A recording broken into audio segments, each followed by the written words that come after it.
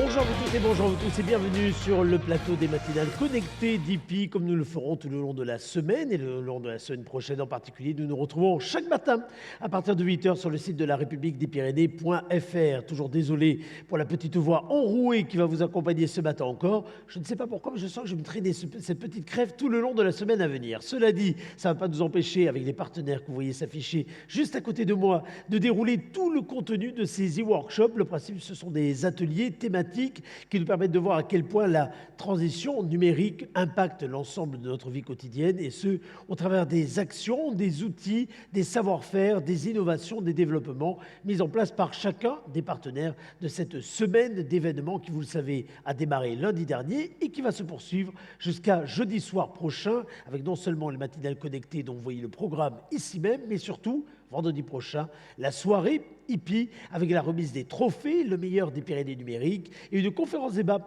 à laquelle vous êtes tous invités à participer. Pour cela, vous vous inscrivez sur le www.larepubliquedespyrénées.fr, www.larepubliquedespyrénées.fr. Regardez derrière moi, sur le grand écran va apparaître le thème que nous allons aborder ce matin. Nous allons parler de Linky, ou comment mieux maîtriser sa consommation. Nous allons le faire avec Enedis, dont les représentants sont ici même présents sur ce plateau. Merci de vous être levés aussitôt, messieurs, pour cette matinale connectée. Le responsable de projet Linky, François Vicard, est avec nous. Mon cher François, bonjour, merci d'être là. Bonjour. Et puis à côté de vous, celui qui est l'interlocuteur, on peut le dire, numéro 1, privilégié des collectivités locales lorsqu'il s'agit de parler de Linky, Jean-Luc Legré. Mon cher Jean-Luc, merci de nous avoir rejoints. Bonjour et merci à vous. Je ne sais pas qui peut répondre à la question la plus simple que je pourrais poser en ce début de matinée. Linky, c'est quoi? Ou plutôt, je ne sais pas qui ne connaît pas ou qui n'a jamais entendu parler de Linky. On va voir aujourd'hui, au travers de ces 20 minutes que nous allons passer ensemble, de quelle façon les possibilités, les chiffres clés de notre consommation sont quelque part aujourd'hui mieux guidés grâce à l'outil qu'on présente Linky. Quand je dis nous, je parle des particuliers, mais je parle également des collectivités territoriales pour lesquelles vous travaillez également. Linky, définition. Linky, c'est un compteur qui compte, comme tous les compteurs des précédentes générations, mais qui possède un certain nombre de fonctionnalités complémentaires. Alors, je ne sais pas si je vais toutes vous les décrire là, mais pour le client, déjà, c'est la possibilité de savoir plus régulièrement ce qu'il consomme, de plus avoir de factures estimées, et de modifier certains de ses usages, s'il le souhaite, pour abaisser sa consommation d'électricité. C'est un compteur auquel on a apposé beaucoup de qualificatifs, notamment au moment de sa présentation. Maintenant, aujourd'hui, le meilleur qualificatif qui va pour ce compteur, c'est quoi? Communicant, intelligent? Communicant, pratique, intelligent.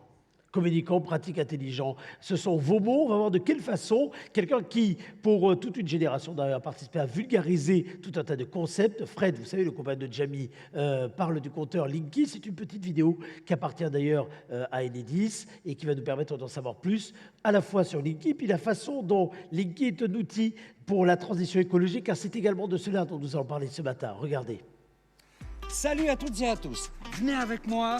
Aujourd'hui, j'ai envie de vous parler de notre réseau public de distribution d'électricité et du développement des énergies renouvelables. Bah oui, parce que la transition énergétique, c'est une question qui nous concerne tous. Déjà, pour bien comprendre, il faut savoir qu'en France, c'est Enedis qui s'occupe de la plus grande partie de la distribution d'électricité. Plus précisément, elle s'occupe des lignes moyennes et basse tension jusqu'à nos compteurs électriques. C'est-à-dire qu'Enedis gère 95% du territoire métropolitain, 7 jours sur 7 et 24 heures sur 24. Mais Avec le développement des énergies renouvelables, eh bien, la modernisation de notre réseau d'électricité est devenue indispensable. Et les compteurs électriques qui sont dans nos maisons sont des éléments essentiels de ce réseau de distribution.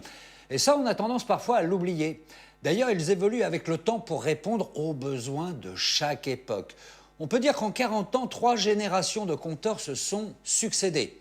D'abord, dans les années 1960, c'est le compteur bleu qui est entré dans les foyers français. Une révolution pour l'époque. Grâce à lui, il devenait possible de faire fonctionner en même temps tous les appareils électriques et électroménagers de la maison sans risque de faire sauter les fusibles ou les plombs, comme on disait. Ensuite, dans les années 1990, on a vu arriver le compteur blanc électronique. Avec lui, on est entré dans l'ère du numérique. Fini le comptage électromécanique avec, vous savez, le disque qui tourne en fonction de l'électricité consommée. Et aujourd'hui, dans de nombreux pays, c'est le compteur communicant qui prend le relais. Chez nous, ce compteur s'appelle Linky et c'est la loi sur la transition énergétique votée en 2015 qui en prévoit le déploiement sur l'ensemble du territoire. C'est lui.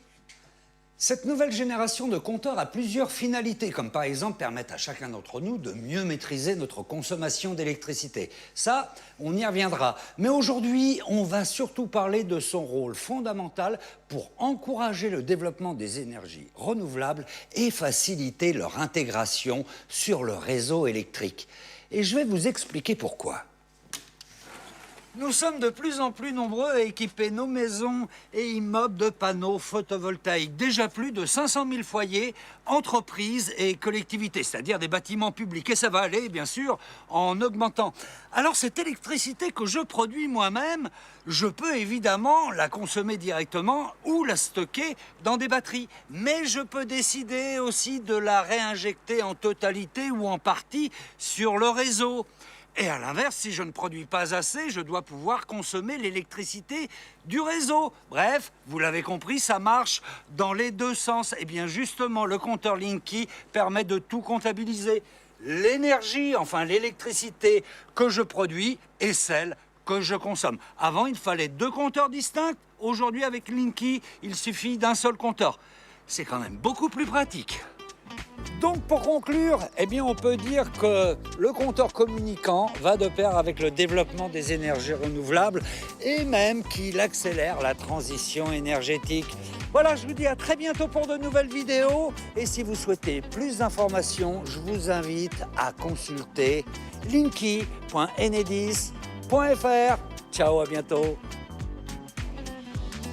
C'est extrêmement clair, c'est extrêmement clair. La maîtrise de l'énergie est devenue un impératif, évidemment, pour préserver les ressources de la planète. Ce n'est pas au lendemain du sommet mondial que l'on pourrait dire l'inverse. Très concrètement, ce compteur communicant, il permet véritablement cette action et cette maîtrise de la consommation, de la facture, parce que maintenant, vous commencez à avoir des mois de recul d'antériorité. Vous en voyez les premiers résultats concrets.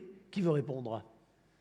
Alors, je vais commencer. François Vicard, allez-y. Ouais. Aujourd'hui, 90% des Français sont équipés d'un compteur Linky, 90% des foyers français.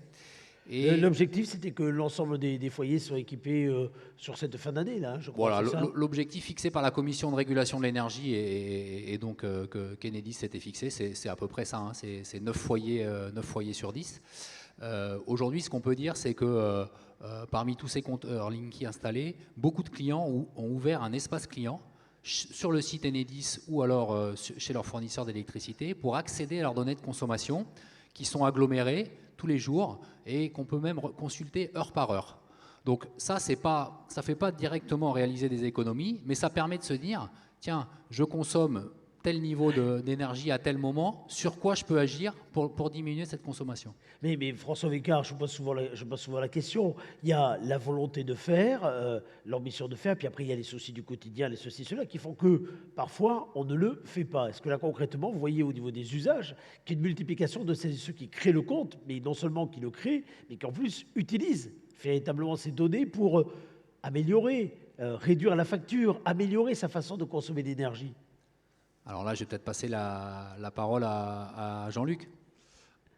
Ouais, donc comme vous le rappeliez, donc aujourd'hui, beaucoup de clients ont ouvert des comptes donc pour avoir accès à leurs données qui sont des données personnelles, d'accord, sur un site avec un site particulier et un compte particulier.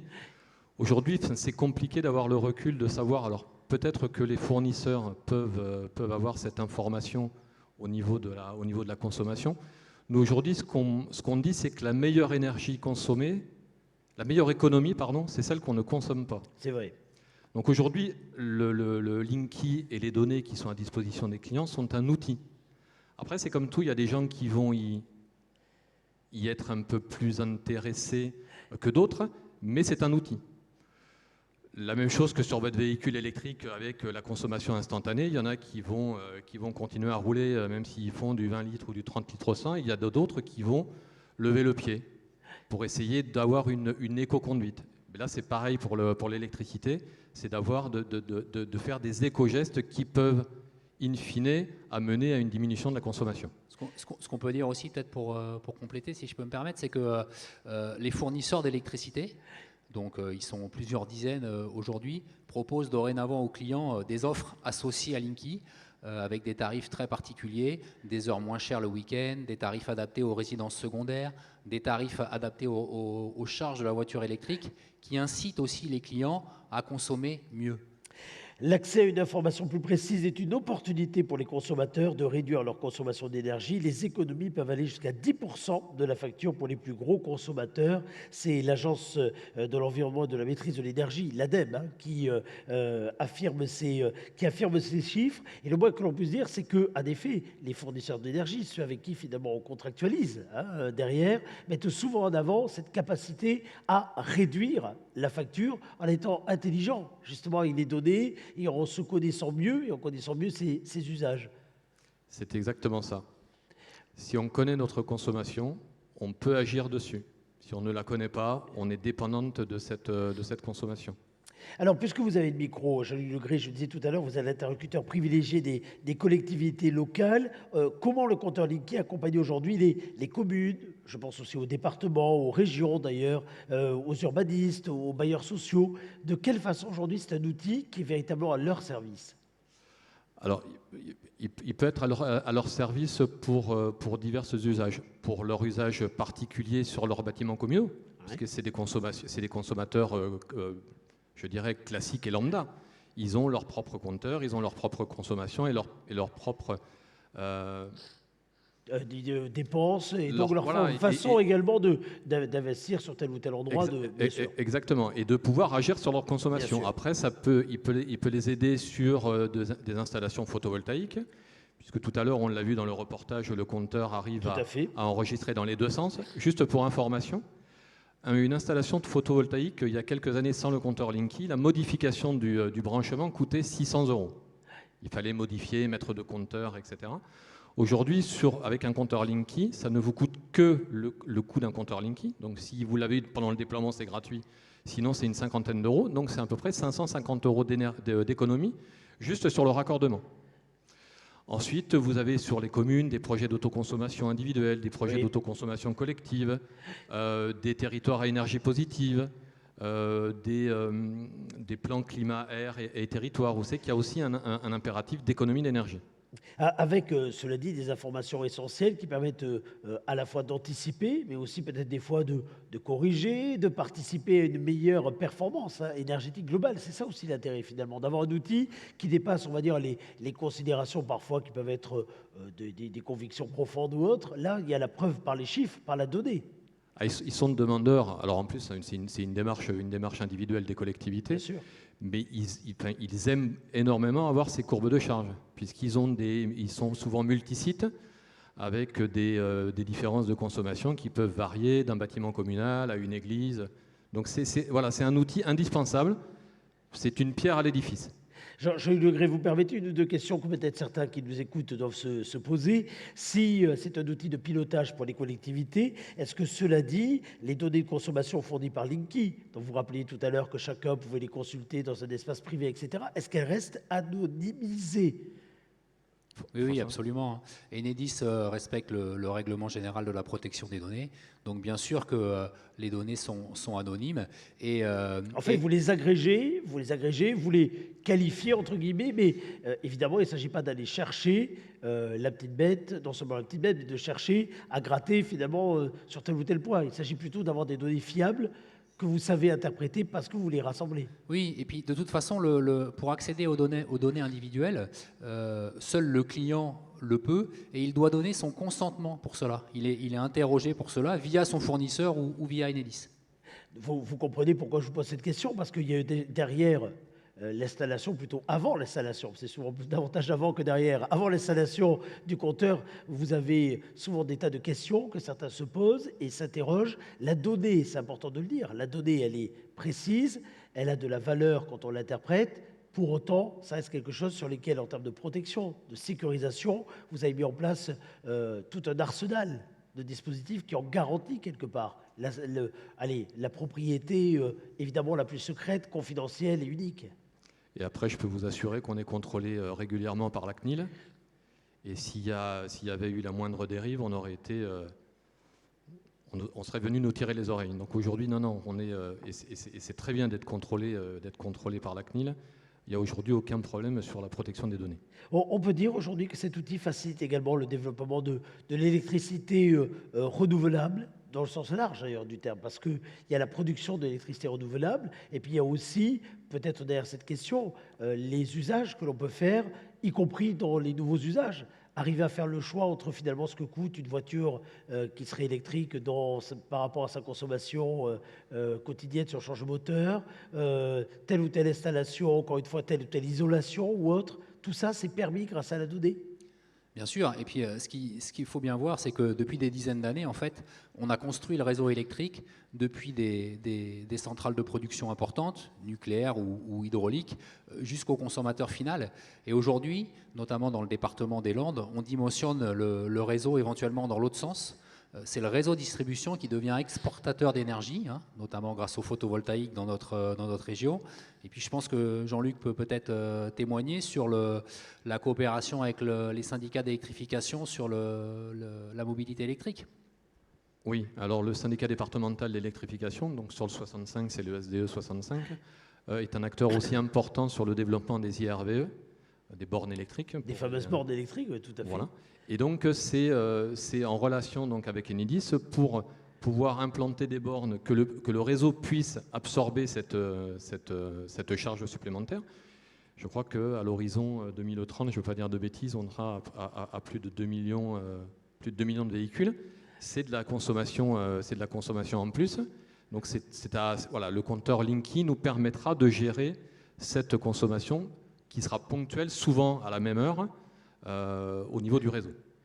Alors, on l'a vu au travers du petit sujet vidéo fabriqué au niveau national, il y a eu toute une évolution au fil du temps de la façon dont finalement on est arrivé à mesurer la consommation électrique. Est-ce que derrière Linky, il y aura d'autres évolutions? Est-ce qu'en matière de recherche, d'innovation, vous travaillez sur des choses ou au contraire, ce que permet aujourd'hui Linky va vous offrir encore pendant de longues années des capacités à continuer à accompagner ceux qui innovent? Et c'est un outil suffisamment performant déjà pour permettre cela? Alors, oui, il y a déjà pas mal de choses à exploiter avec Linky. On n'est pas au bout de tout ce dont on doit exploiter. Après, le réseau en lui-même se numérise. Et il y a d'autres appareillages qui n'ont rien à voir avec un compteur qui seront installés dans les années futures sur notre réseau de distribution pour en améliorer encore la gestion. Oui, ça c'est sûr. C'est un outil qui permet véritablement d'être responsable de sa façon de faire, de consommer, de ses choix. Comme je le disais tout à l'heure, c'est un outil. C'est un outil, c'est une pierre de plus à l'édifice dans le cadre des économies d'énergie. Et je pense qu'aujourd'hui, j'avais tendance à dire les nouvelles générations, mais en même temps, il n'y a plus de nouvelles générations. C'est un peu comme le téléphone portable. Aujourd'hui, avant on ne s'en servait pas trop. Aujourd'hui, les gens iront de plus en plus, comme ils vont sur leur compte en banque, ils iront sur leur espace personnel pour valider, pour vérifier et agir sur leur consommation. C'est un outil, il servira.